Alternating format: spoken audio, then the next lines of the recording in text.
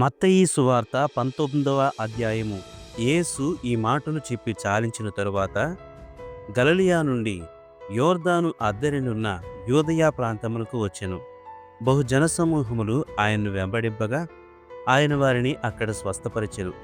పరిసయ్యులు ఆయనను శోధింపవలెనని ఆయన యొద్దకు వచ్చి, ఏ హేతువు చేతనైనను పురుషుడు తన భార్యను విడనాడుట న్యాయమా అని అడుగగా, ఆయన సృజించినవాడు ఆది నుండి వారిని పురుషునిగాను స్త్రీనిగాను సృజించెననియు, ఇందునిమిత్తము పురుషుడు తల్లిదండ్రులను విడిచి తన భార్యను హత్తుకొనును, వారిద్దరును ఏక శరీరముగా ఉందురని చెప్పెననియు మీరు చదవలేదా? కాబట్టి వారికను ఇద్దరు కాక ఏక శరీరముగా ఉన్నారు గనుక దేవుడు జతపరిచిన వారిని మనుష్యుడు వేరుపరచకూడదని చెప్పాను. అందుకు వారు, అలాగైతే పరిత్యాగ పత్రికనిచ్చి ఆమెను విడనాడుమని మోషే ఎందుకు ఆజ్ఞాపించెనని వారాయనను అడుగగా, ఆయన, మీ హృదయ కాఠిన్యమును బట్టి మీ భార్యను విడనాడ మోషే సెలవిచ్చెను, గాని ఆది నుండి అలాగు జరగలేదు. మరియు వ్యభిచారం నిమిత్తమే తప్ప తన భార్యను విడనాడి మరియొకతను పెండ్లి చేసుకునివాడు వ్యభిచారము చేయుచున్నాడనియు, విడనాడబడిన దాన్ని పెండ్లి చేసుకునివాడు వ్యభిచారము చేయుచున్నాడనియు మీతో చెప్పుచున్నానని వారితో నెనెను. ఆయన శిష్యులు, భార్యాభర్తలకుండు సంబంధము ఇట్టిదైతే పెండ్లి చేసుకున్నట్టు యుక్తము కాదని ఆయనతో చెప్పిరి.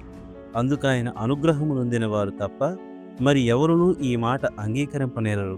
తల్లి గర్భము నుండి నపుంసకులుగా పుట్టినవారు కలరు, మనుష్యుల వలన నపుంసకులుగా చేయబడిన నపుంసకులను కలరు. పరలోక రాజ్యము నిమిత్తము తమను తామే నపుంసకులుగా చేసుకున్న నపుంసకులను గలరు.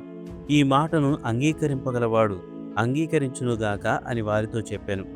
అప్పుడు ఆయన వారి మీద చేతులుంచి ప్రార్థన చేయవలెనని కొందరు చిన్నపిల్లలను ఆయన యొద్దకు తీసుకుని వచ్చిరి. ఆయన శిష్యులు తీసుకుని వచ్చిన వారిని గద్దింపగా, యేసు, చిన్నపిల్లలను ఆటంకపరచక వారిని నా యొద్దకు రానియుడి, పరలోక రాజ్యము ఇలాంటి వారిదని వారితో చెప్పి వారి మీద చేతులుంచి అక్కడి నుంచి లేచిపోయాను. ఇదిగో, ఒకడు ఆయన యొద్దకు వచ్చి, బోధకుడా, నిత్య జీవం పొందుటకు నేను ఏ మంచి కార్యము చేయవలనని ఆయనను అడిగెను. అందుకాయన, మంచి కార్యమును గూర్చి నన్నెందుకు అడుగుచున్నావు? మంచివాడొక్కడే. నీవు జీవములో ప్రవేశింపగోరిన ఎడల ఆజ్ఞలను గైకొనుమని చెప్పెను.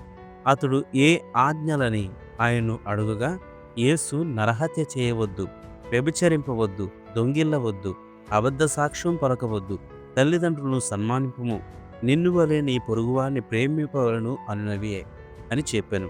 అందుకు ఆ యవ్వనుడు, ఇవన్నీ అనుసరించునే ఉన్నాను, ఇకను నాకు కొదువ ఏమని ఆయన్నడిగను. అందుకు యేసు, నీవు పరిపూర్ణుడవుటకు కోరిన ఎడల పోయి నీ ఆస్తిని అమ్మి బీదలకిమ్ము, అప్పుడు పరలోకమందు నీకు ధనము కలుగును.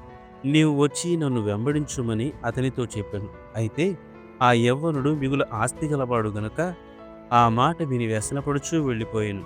యేసు తన శిష్యులను చూచి, ధనవంతుడు పరలోక రాజ్యంలో ప్రవేశించుట దుర్లభమని మీతో నిశ్చయముగా చెప్పుచున్నాను.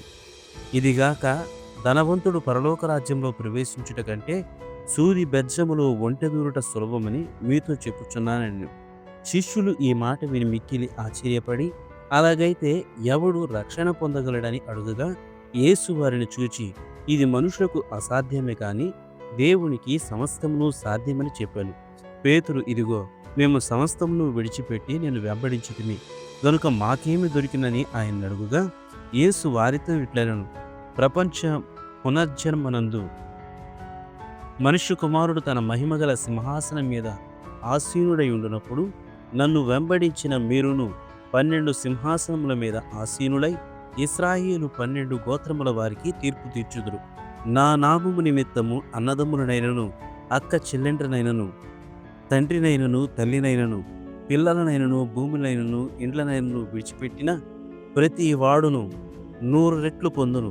ఇదిగాక నిత్య జీవము స్వతంత్రించుకొను. మొదటివారు అనేకులు కడపటివారగుదురు, కడపటివారు మొదటివారగుదురు.